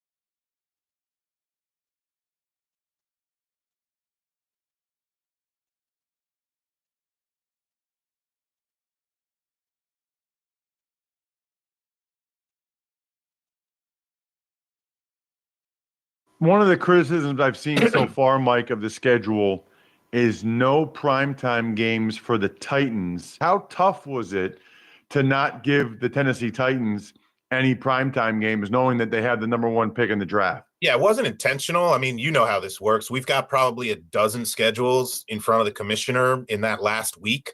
Some of those had the Titans on Monday Night Football. Some of them had the Titans in the TBD pool for Saturday for the NFL Network. It wasn't a conscious effort going in maximum 0 Titans primes. It was more about a mixture of all the rest of what has to go into the soup. You know, you don't draft your way into prime time, you play your way into prime time. So just because you had the number 1 pick doesn't mean you automatically make the prime time schedule the following season, but certainly fan interest will be there. I think they're on national television in the preseason, so at least fans will get a chance to see Cam play then if he's playing. There you go. Mike North says, hey, you don't draft your way into prime time. And Titan fans are not happy about that line. Chicago got primetime games last year. Cincinnati drafted Joe Burrow, and they got a primetime game. It's not fair. Again, Mike North, the VP of broadcasting for the NFL. I didn't even hear this. Apparently the Midday Show was complaining about him, and I said, what did Mike North do? And they said, oh, well, go listen to the show earlier. It's just so disrespectful. I'm like, what'd he say? Now, let me say this. I do think it is intellectually dishonest for Mike North to say, you don't draft your way into primetime. Because if the Titans had drafted Shedeur Sanders, they'd be playing primetime football. What he won't say is the truth, which is all of the data that they have says that nobody wants to turn on the TV to watch the Titans. That's what it says. That does not mean that you will stink forever, but it means that according to their data, nobody cares about you and nobody cares to watch you. Period. Now, the why, some of you are not going to like this. The NFL's data or the NFL's hypothesis is that they believe people don't care about Cam Ward either, or that Cam Ward will be worth watching. We have to remember, when this entire draft process started, throughout the course of last year, when the Titans were getting their brains kicked in every day, the sentiment, even in this town and this market, was this quarterback class blows. That was the sentiment. Mel Kiper Jr. in January said, I have J.J. McCarthy with a higher grade than I have for Shedeur Sanders and Cam Ward. Again, we thought that. We said, yeah, this quarterback class sucks. Then the Titans had the number 1 pick, and it looked like they were going to take Cam. And then it was, oh, but people don't watch the tape. Watch the tape. You'll see. No, you've just changed your opinion because you want Cam to be the truth because your team's going to draft him. But that's not how people viewed him. Andrew Luck was a primetime player when he got drafted. Cam Ward apparently is not. This doesn't mean that Cam Ward won't be worth watching, but this league is the most powerful entertainment entity in this country outside of maybe Taylor Swift. And the reason they are the most powerful entity is because they get the most viewers. Basketball makes $1 gazillion a year. So does baseball, by the way. They don't swing the stick. The NFL does. And the reason why is the NFL does not screw around with bad TV. You will never see a primetime game like you see in the NBA where, oh, Steph's not going to play today because he's load managing.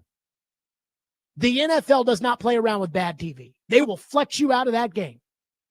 And the NFL knows this is our golden goose. This is what we have that nobody else has. This goes all the way back to the 60s when the AFL and the NFL merged and Pete Rozelle said everybody's the same. Tennessee gets the same national TV money that the Dallas effing Cowboys get. And since then, the NFL has exploded. Baseball is America's national pastime. Why? Because baseball is better on the radio than it is on TV.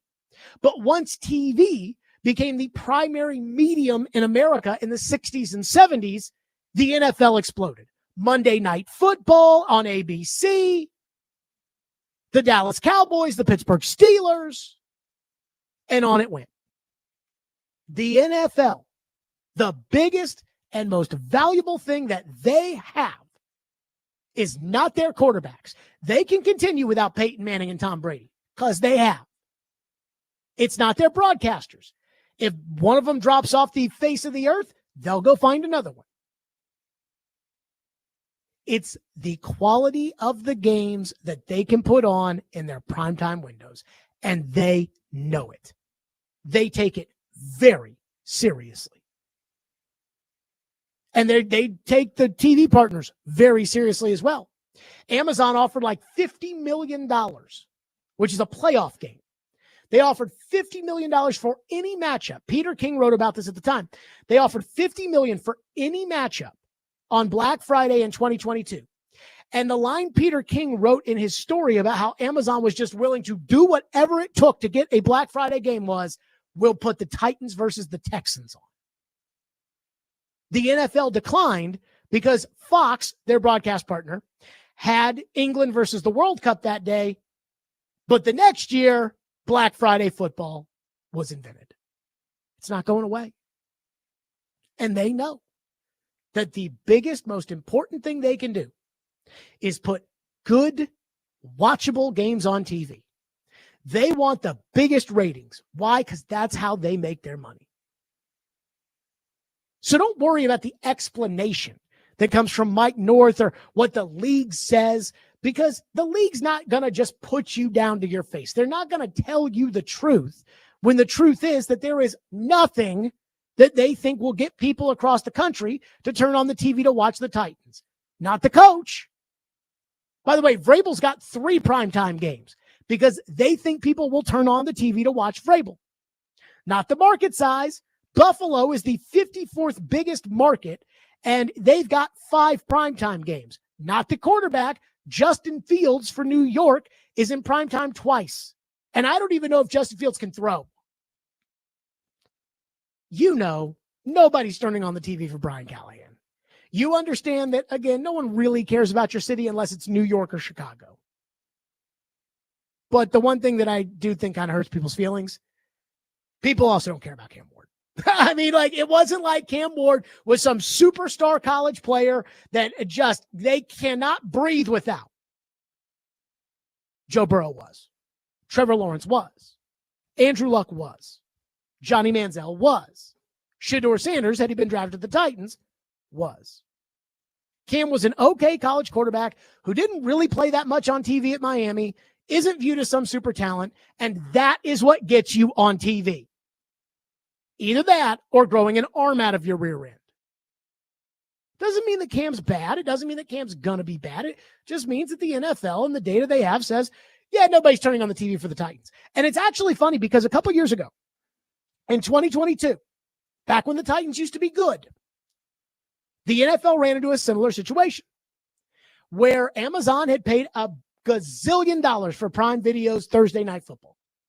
And the computers kept spitting out for the game at Lambeau Field to be Jets at Packers. Now, if Aaron Rodgers was on the Jets, that would have been a great game, but Aaron Rodgers was still a Packer. And they were like, do we want to put Jets at Packers as the game for Amazon to give them at Lambeau? They want a big game at Lambeau, so they gave them Titans at Packers. Because their data said more people will watch the Titans. Titans played 2 Thursday night games 2 years ago. They played Dallas at home, and they played at Green Bay. And again, the point I'm making here is the data suggested people watch Titans, so they put them on. Now, the data, their hypothesis is that people will not watch the Titans. So before you get all up in your panties on Twitter about, well, I mean, they put the Bears on last year. Yeah, and they thought people would watch TV for the Bears and for Caleb Williams. They put them on Thanksgiving. They're not putting you on TV because they don't think people will watch. And I have to be honest, I don't blame the NFL for coming to that conclusion. 615-737-1025, 615-737-1025 on the program. We'll hit your phones on all of this. Stillman and Company, everything's on the table from the week. 1025, 1063 The Game.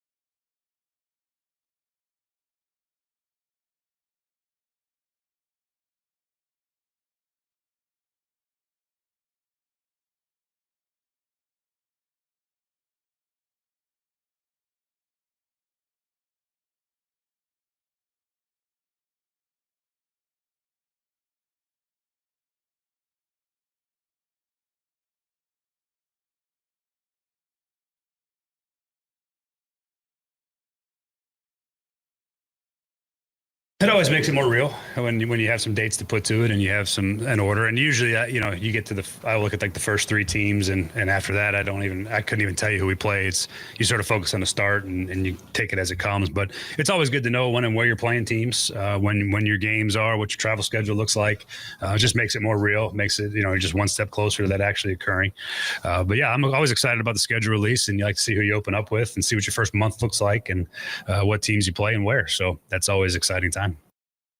There you go. That was Brian Callahan on the schedule. Let's get to some phones here on the program. 615-737-1025. One texter says, I agree with you. I don't even care about prime time anyways. The Titans haven't given anyone a reason to want to see them unless it's against a really popular team that's guaranteed to win.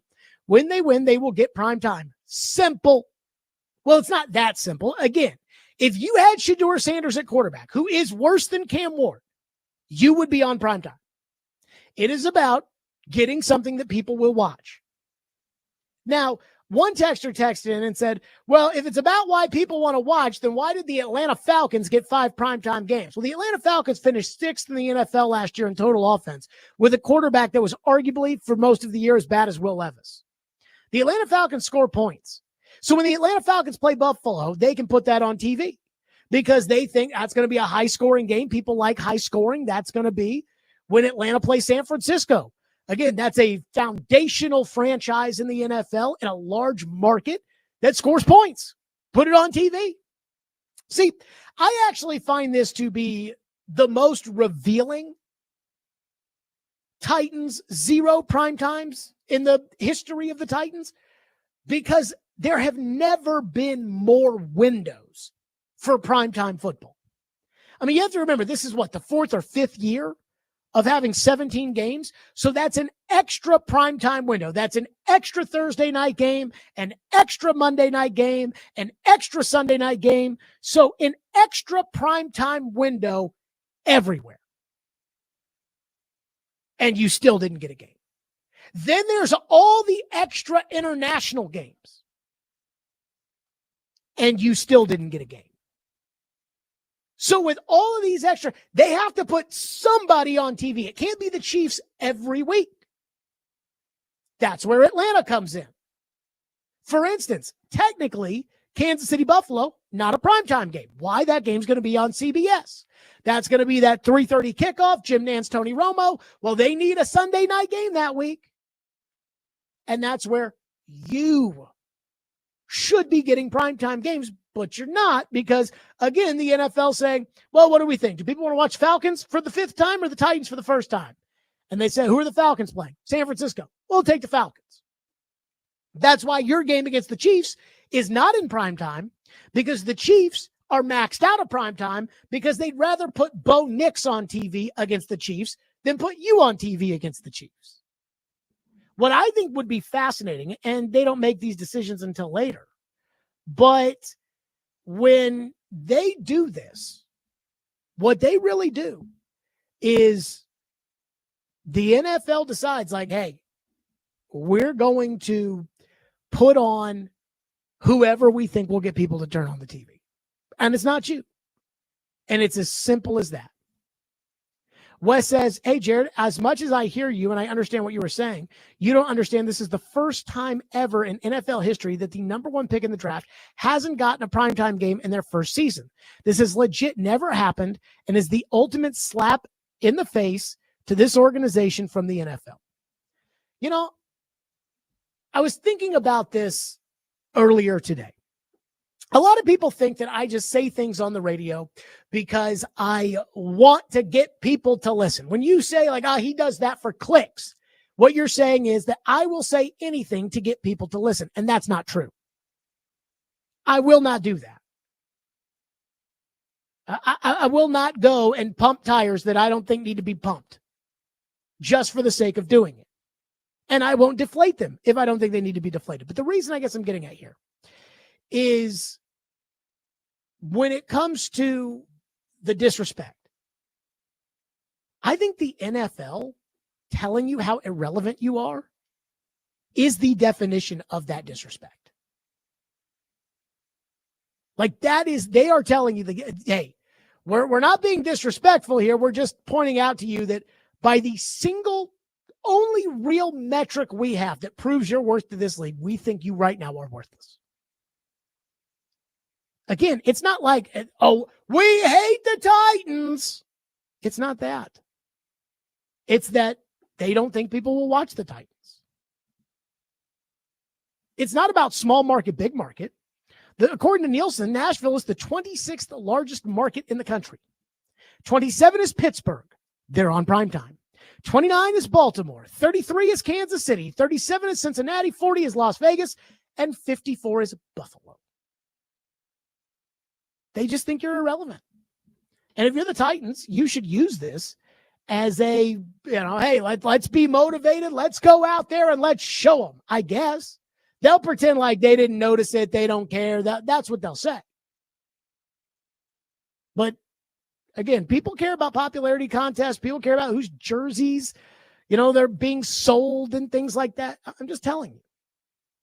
The NFL, the single most popular entertainment entity in this country, is telling you we're not putting you on TV, even though we have more windows than we've ever had, because we don't think people will watch. Which you can say that's disrespectful. And I think it is. I think it's disrespectful without malice. The NFL is not trying to put you down. The NFL is making a business decision. And I don't know how you can be so upset with that. Vandy baseball, they have an early start against Kentucky. That's up next. Hey, by the way, congratulations to Vandy. Great walk-off win last night and taking 2 out of 3 at UT. Maybe Tim Corbin has a trick up his sleeve. Game 2 against Kentucky's next. Stillman and Company. We'll see you all Monday at 2.